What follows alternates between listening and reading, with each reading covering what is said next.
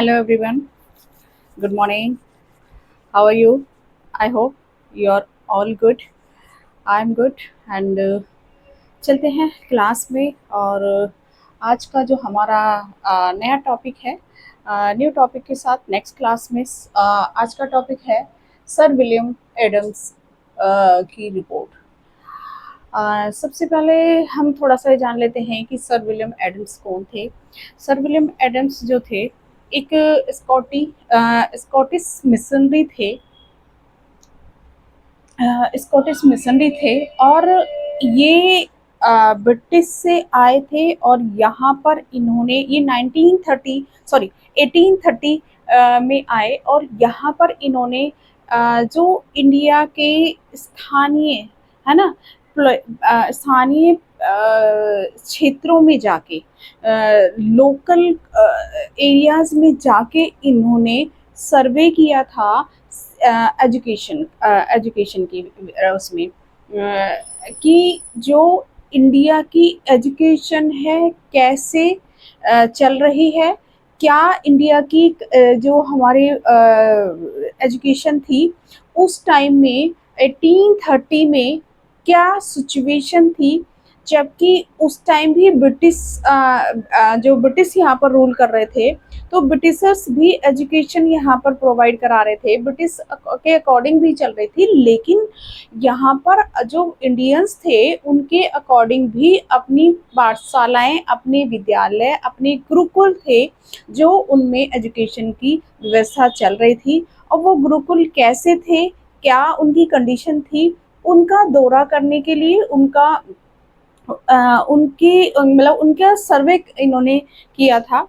अब इनके सर्वे करने के लिए जो उस टाइम के गवर्नर जनरल थे लॉर्ड विलियम बेंटिंग ने इनको ये जो एजुकेशन का जो वर्क था वो इन्होंने बंगाल और इसका बंगाल और बिहार जो प्रोविंसी थी इनकी उसमें इन्होंने इसका कार्य को इनको दिया इनका कि आप सर्वे करें यहाँ बंगाल और बिहार में किस तरह की एजुकेशन की क्या सिचुएशन है। और लॉर्ड विलियम बेंटिंग क्योंकि जानते थे, उन्होंने ही जो गवर्नर जनरल की काउंसिलिंग के सदस्य बन के आए थे जिनको जन शिक्षा का कार्य सौंपा था 1835 में लॉर्ड मेकाले। वो भी लॉर्ड विलियम बेंटिंग ने ही उनको बुलवाया था कि उन्हें पता था जो पाश्य और प्राच्य जो कन्फ्लिक्ट यहाँ पर हो गया था, जो 1813 की चार्टर एक्ट के बाद से शुरू हुआ था और 1833 तक वो जो एक्ट था आपका चार्टर एक्ट जो रिन्यू हुआ था 1833 में, तभी भी वो एज इट इज चीज़ें चल रही थी। उसमें वहाँ कन्फ्लिक्ट चल रहे थे कि जो आपकी अमाउंट है जो ब्रिटिश ईस्ट इंडिया कंपनी जो कि आपको यहाँ प्रोवाइड करा रही थी आपको, जो कि 1830 में 1 लाख की राशि थी जिसको 10 गुना कर दिया था 1833 के एक्ट में। उस राशि को जो वो अमाउंट था उस अमाउंट को लेके बहुत सारे कॉन्फ्लिक्ट थे, तो उसके लिए इन्होंने लॉर्ड मेकाले को बुलाया था जो कि बहुत ही एक चतुर चालाक वो था, ब्रिटिश गवर्नर था। ये वो चाहता था यहाँ पे एक क्लर्क पैदा करना, वो चाहता था अपनी इंग्लिश यहाँ पर थोपना, यहाँ के लोगों को इंग्लिश बनाना और इंग्लिश में क्लर्क बनाना, वो ऐसा मेकाले थे। उसके जो ये इन्हीं के साथ ये सर विलियम एडम ये अपोजिट थे मेकाले के। ये एक कहते हैं ना, मेकाले जो था वो टोटली ब्रिटिश इंग्लिश के बारे में सोचता था, ब्रिटिश ईस्ट इंडिया कंपनी के बारे में सोचता था, लेकिन ये एक जो सर विलियम एड थे जो स्कॉटिश मिशनरी थे, ये यहाँ पर भारतीयों की शिक्षा के बारे में इन्होंने रियलिटी में सोचा कि भाई जो यहाँ की आम जनता है उसको उसके तरीके से एजुकेशन प्रोवाइड कराई जानी चाहिए। तो यहाँ पर लॉर्ड विलियम बेंटिंक ने इनको ये कार्य सौंपा। तो ये थे आपके सर विलियम एडम। यहाँ पर इनको रिपोर्ट सौंपने के लिए बोला गया। तो ये governor general Lord William Bentinck was a skilled administrator. जो विलियम बेंटिक थे वो एक कुशल प्रशासक थे। ही असाइंड इन्होंने असाइन किया था the task of surveying the state of education in Bengal और Bihar provinces under the company and accepted Sir William Adam to submit his suggestion regarding regarding the arrangement of education for Indian territories under the company। जो भी जहाँ पर ये provinces थी जो आपकी British India company जहाँ पर रूल कर रही थी जिन स्टेटों पर, वहाँ पर आपको ये इन्होंने असाइन किया इनको सर विलियम एडम को। जो सर विलियम एडम थे ये स्कॉटिश मिशनरी थे और असाइन किया कि आप जिन क्षेत्रों में जो जो भी स्टेट हैं वहाँ पर जो आपकी जो ईस्ट इंडिया कंपनी के अंडर में थे, जहाँ पर भी एजुकेशन का जो अरेंजमेंट था, जितनी भी इंडियन टेरिटरीज थी वहाँ पर ब्रिटिशर्स को करना था। तो ये शिक्षा की जो एजुकेशन का सिचुएशन है उसका सर्वे करने के लिए इनको यहाँ पर डिप्यूट किया। नेक्स्ट है इसमें in the context of education of Indian lord Macaulay was westernist but sir William Adam was an orientalist. William was a devoted and zealous missionary।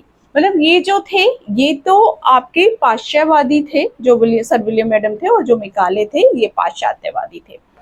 He continued his survey work even after the announcement of the new education policy by Lord William Bentinck and submitted this report to Lord Auckland in 3 installment। ये जो आपके यहाँ पर Lord Auckland governor थे इनको 3 instalment में इन्होंने अपनी, यहाँ पर विलियम बेंटिंक ने इनको एक टास्क दिया कि आप एजुकेशन का सर्वे करिए जो भी इंडियन टेरिटरीज हैं वहाँ पर जो कंपनी के अंडर आती हैं। देन आपका जो ये मेकाले थे और एडम थे, जो मेकाले थे वो पाश्चात्यवादी थे और ये आपके पाश्चात्यवादी थे। ये और एक डिवोटी मिशनरी थे। अब इन्होंने अब जो यहाँ विलियम बेंटिक ने जो वो एजुकेशन की पॉलिसी लागू की उसके बाद भी कंटिन्यू रखा सर्वे इन्होंने। ये जो थे मतलब उन्होंने अनाउंस कर दी न्यू पॉलिसी, लेकिन जो लॉर्ड विलियम बेंटिक के अनाउंस के बाद भी जो सबमिट की रिपोर्ट उसके बाद भी इन्होंने अपनी सर्वे को कंटिन्यू रखा। उसके बाद इन्होंने जो लॉर्ड ऑकलैंड थे इनके बाद 3 इंस्टॉलमेंट में इन्होंने अपनी रिपोर्ट इनको दी। फर्स्ट रिपोर्ट जो थी 1835 में इन्होंने यहाँ पर सबमिट की। इन्होंने यहाँ पर एजुकेशन की सिचुएशन को बताया कि एजुकेशन की सिचुएशन क्या है। सेकेंड रिपोर्ट 1838 में दी। थर्ड रिपोर्ट इन्होंने 1838 में दी। तो ये 3 रिपोर्ट जो कि ऑकलैंड को सर विलियम एडम ने सबमिट की। हम इसे आगे इसमें देखते हैं। 3 रिपोर्ट इन्होंने दी थी।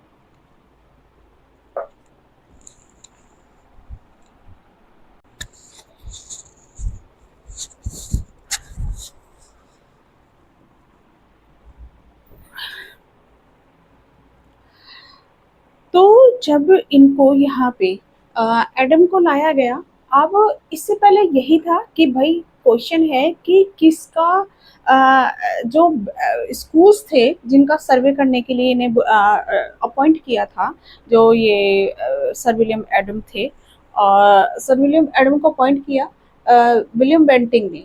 अब इन्होंने स्कूल्स प्री जो सर्वे इन्होंने कैसे किया कि हमें कैसे पता चलता है कि जो प्री स्कूल्स थे, जो प्री ब्रिटिश स्कूल और आफ्टर ब्रिटिश स्कूल्स को हम हमें क्वेश्चन उठता है कि जो पहले स्कूल थे जब ब्रिटिश सरकार से पहले के कैसे स्कूल थे, या क्या उनमें पढ़ाया जाता था, कैसे क्या उनकी टीचिंग्स मेथड थे, क्या उनमें शिक्षक को कहा जाता था, तो वो हमें कैसे पता चलता है। तो जितने भी सर्वे होते हैं, सर्वे के अकॉर्डिंग जो भी उस टाइम पे जो रूल कर रहे थे, उन्होंने जो सर्वे किए उसी से हमें क्लियर हुआ कि वैदिक एजुकेशन में कैसे स्कूल्स की स्थापना हुई, और कैसे आपके टीचिंग मेथड्स हुए, किस टीचिंग मेथड से पढ़ाया जा रहा है, जो इंस्टीट्यूशंस वहाँ पर प्री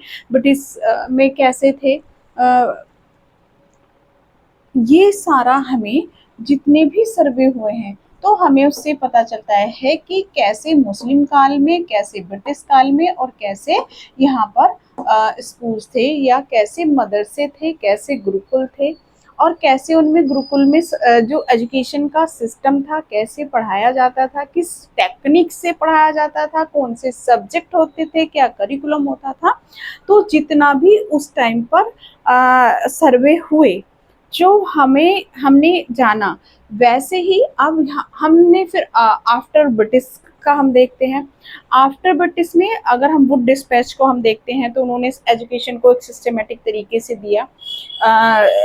सिस्टमेटिक तरीके से यहाँ पर इन्होंने बताया कि किस तरीके से वुमेन्स की एजुकेशन होनी चाहिए, क्या करिकुलम होना चाहिए, क्या जो mode of teaching, mode of institution, जैसे कि प्राइमरी स्कूल, मिडिल स्कूल और हाई स्कूल, कॉलेज और यूनिवर्सिटीज़ को इन्होंने यहाँ पर जो आपकी 1854 की आपकी वो था मैनिफेस्टो था, उसमें दिया वुड डिस्पैच में। तो हम यहाँ पर ये देखा। अब यहाँ पर जब एडम को बुलाया गया था, इन्होंने जो अपनी फर्स्ट रिपोर्ट दी, तो फर्स्ट रिपोर्ट में इन्होंने दिया ये सभी आंकड़ों को, presented statistics of school across Bengal and Bihar. इन्होंने जो बंगाल और बिहार के लिए सर्वे के लिए इनसे बोला गया था, तो उसी के आंकड़े इन्होंने यहाँ पर दिए। अब उस टाइम में इन्होंने देखा, सर्वे किया पूरे बिहार का और बंगाल का। जब बिहार और बंगाल का इन्होंने सर्वे किया तो इन्होंने देखा कि उस टाइम के जो स्कूल्स थे, जो आपके प्री ब्रिटिश स्कूल थे, तो वो चल रहे थे और बहुत अच्छी सिचुएशन नहीं थी उनकी। उनकी जो स्कूलों की हालत थी वो खराब थी। अब वो स्कूल किसके द्वारा सेटअप किए गए थे उस टाइम पे? जो वेल्दी पीपल होते थे उस टाइम, जो वेल्दी पीपल, जो अमीर लोग होते थे, उनके द्वारा या गुरु के द्वारा स्टार्ट किए जाते थे, गुरु के द्वारा स्टार्ट किए जाते थे, जो कि गुरुकुल होते थे, या मौलवियों के द्वारा जो वो मदरसे और मकतब होते थे, और मकतब और मदरसों में शिक्षा होती थी। तो उन सब का सर्वे यहाँ पर इन्होंने किया कि ये कितने हैं। तो इनमें एक और चीज़ थी, फ्लेक्सिबिलिटी थी। फ्लेक्सिबिलिटी इन द सेंस कि कभी भी कहीं भी आप फ्लेक्सिबिलिटी, कोई फीस नहीं ली जाती थी, कोई पर्टिकुलर करिकुलम नहीं था, कोई फिक्स एग्जामिनेशन नहीं होते थे। जो आपकी प्री ब्रिटिश एजुकेशन थी उसमें कोई एग्जामिनेशन की सिस्टम नहीं था। एजुकेशन जो दी जाती थी, जब इन्होंने ये सर्वे किया एडम ने, तो उन्होंने देखा कि एजुकेशन को एक सिस्टमेटिक तरीके से नहीं दिया जा रहा है। जो गुरु और टीचर, जो उस टाइम में टीचर थे, मौलवी थे, गुरु थे, आपके बौद्ध भिक्षुक थे, वो सिर्फ ओरली बच्चों को पढ़ा रहे हैं। सिर्फ ओरली एजुकेशन दे रहे हैं, कोई प्रैक्टिकल नहीं है, कोई उस टाइम में ना कोई अटेंडेंस रजिस्टर होता था। जैसे कि हम आज का देखते हैं, आज के सिनेरियो में हम देखेंगे कि जितने भी हमारे स्कूल्स का सिस्टम है, तो स्कूल का क्या सिस्टम है कि उसमें एक मैनेजमेंट होता है। आपके उस मैनेजमेंट में फिर आपके टीचर को अपॉइंट किया जाता है। टीचर भी हर एक सब्जेक्ट का हर एक उसका अलग अलग आपको मिलेगा। तो उस टाइम की जो यहाँ पर एडम ने देखा, कोई सिस्टम नहीं है, कोई किसी एक ही टीचर है। एक टीचर पे जो एक टीचर के पास लगभग लगभग मैक्सिमम 20 स्टूडेंट्स होते थे, और 20 स्टूडेंट्स को एक ही टीचर पढ़ा रहा है। और वो वहाँ पर जैसे आज के हम सिस्टम में देखेंगे कि हर एक क्लास को डिवाइड किया हुआ है कि अगर आपकी फर्स्ट क्लास है तो फर्स्ट क्लास के ही बच्चे उसमें बैठेंगे, सेकंड है तो सेकंड क्लास के ही बच्चे बैठेंगे, थर्ड है तो थर्ड के ही बैठेंगे। ऐसे आज का जो सिस्टम है वो एक सिस्टमेटिक तरीके से एजुकेशन को दिया जाता है। लेकिन उस टाइम पर कोई बच्चा अभी स्टार्ट किया है, उसने एजुकेशन में एंट्री की है, और चाहे बच्चा बड़ा है कि आपका वो 11th में है, 12th में है, 6 में है, 7th में है, किसी भी क्लास का किसी भी लेवल का बच्चा हो, एक साथ गुरुकुल में बैठ के एजुकेशन दी जाती थी। एक ही शिक्षक होता था। ये मतलब एक बड़ी ही ऐसी व्यवस्था थी जिसमें कोई सिस्टम नहीं था, बस एजुकेशन दी जा रही थी। उस टाइम पे बेसिकली आपको एक प्रोफेशनल तरीके से एजुकेशन नहीं दी जाती थी। तो ये यहाँ पर एडम ने अपनी रिपोर्ट में लिखा है कि एजुकेशन का कोई सिस्टम नहीं था, कोई व्यवस्था नहीं थी। सिर्फ आपको एक और जो वो गुरुकुल जैसे थे उस टाइम पर, इन्होंने जब सर्वे किया तो गुरुकुल थे, किसी भी पेड़ों के नीचे बैठा के बच्चे को पढ़ा दिया जाता था, जहाँ पर टीचर खड़ा हो जाता। कोई ब्लैक बोर्ड नहीं थी, कोई क्लास नहीं थी, कोई ऐसे रूम नहीं था, कोई सिस्टम नहीं था, कोई आपका अटेंडेंस रजिस्टर नहीं था।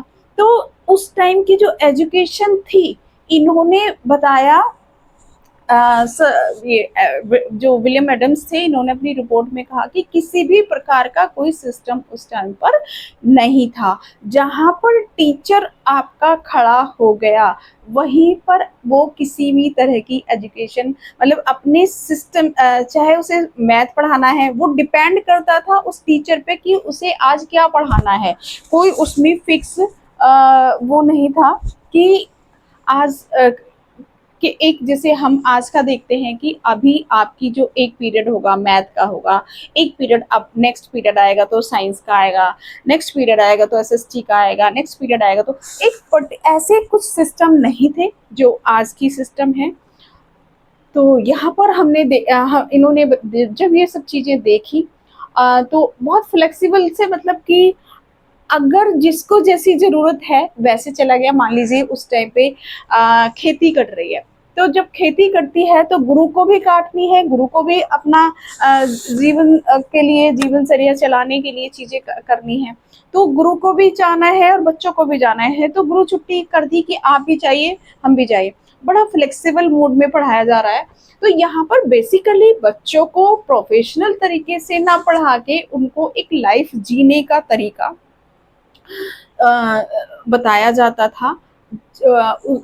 वो उसके उस सिस्टम के अकॉर्डिंग चीज़ें वहाँ पर चलती थी। तो जब ये सब देखा इन्होंने, तो फिर इन्होंने अपनी यहाँ पर इसमें आगे रिपोर्ट पेश की है, जिसमें कि इन्होंने इसी में ये सब देखा। यहाँ पे बंगाल और बिहार में जो टोटल स्कूल्स चल रहे थे उस टाइम पे, 1 लाख, अप्रोक्स 1 लाख है ना, more than 1 lakh schools Bihar and Bengal में रनिंग थे उस टाइम, जो यहाँ पर चल रहे थे। The cost of a school was ₹1 per month. Adam ने बताया कि एक स्कूल की जो 1 मंथ का जो एक्सपेंड होता था एक स्कूल पर, वो ₹1 पर मंथ आता था। और यहाँ पर है total population of Bihar and Bengal was 4 crore. जो यहाँ पे आपकी इसकी बिहार और बंगाल की उस टाइम की जो पॉपुलेशन थी वो 4 करोड़ थी।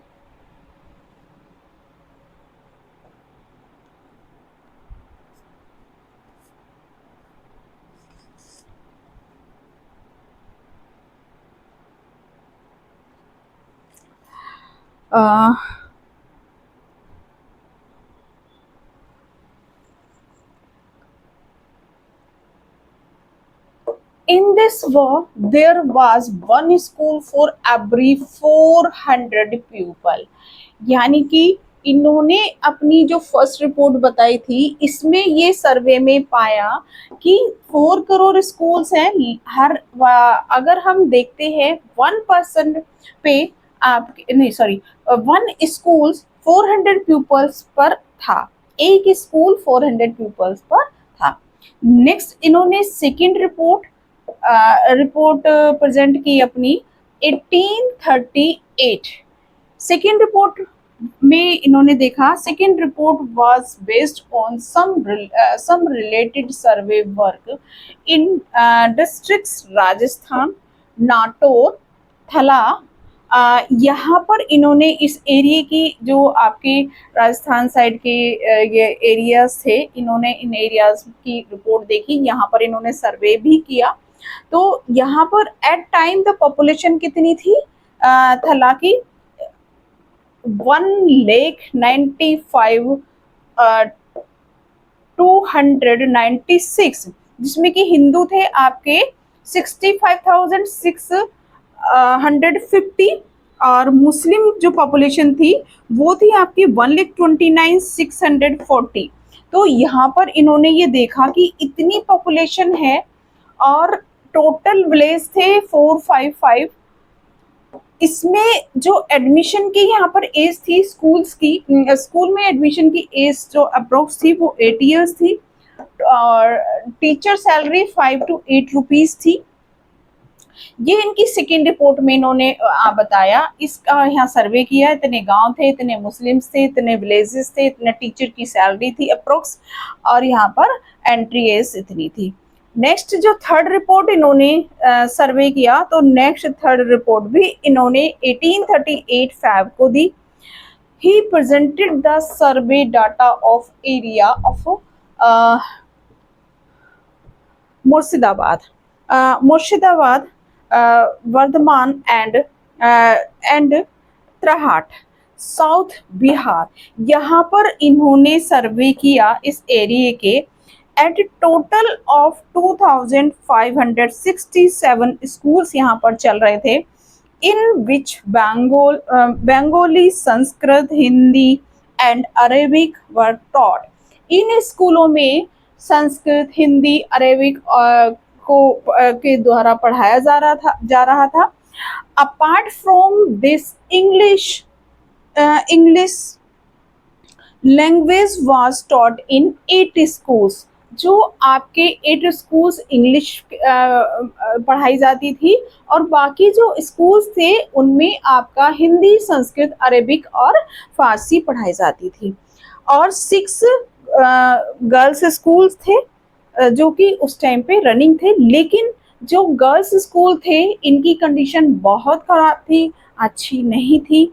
कोई भी किसी भी तरह की फैसिलिटीज़ नहीं थी गर्ल्स के लिए। जो भी स्कूल्स थे बहुत ही कम गर्ल्स स्कूल तक पहुंच रही थी यहाँ पर, क्योंकि एक सिस्टम नहीं था। तो ये दी अपनी एडम यहाँ पर तीनों रिपोर्टों में एडम ने बताया टोटल कितने स्कूल्स चल रहे हैं, कितनी पॉपुलेशन है, कितने विलेजेस हैं उस टाइम। तो इन्होंने यहाँ पर अपने स्टैटिक्स जो उसमें प्रेजेंट किया, यहाँ पर इन्होंने सारा स्टेट्स इन्होंने यहाँ पर सर्वे किया और उसका अपने प्रेजेंट की ये रिपोर्ट। इस रिपोर्ट के बाद जब इन्होंने देखा कि यहाँ पर इंडियन स्कूल्स जो हैं, इंडियन गुरुकुल हैं, मदरसे हैं, जो भी ये चल रहे हैं, इनकी सिचुएशन अच्छी नहीं है। फिर इन्होंने यहाँ की एजुकेशन को डेवलप करने के लिए कुछ अपने और अच्छे कदम उठाए, जो कि हम आगे एडम्स की ही एजुकेशन के लिए उन्होंने क्या बोला है, क्या उन्होंने अपने वो सजेशंस दिए हैं, वो आगे की नेक्स्ट की क्लास में देखेंगे। आज के लिए इतना ही। Thank you.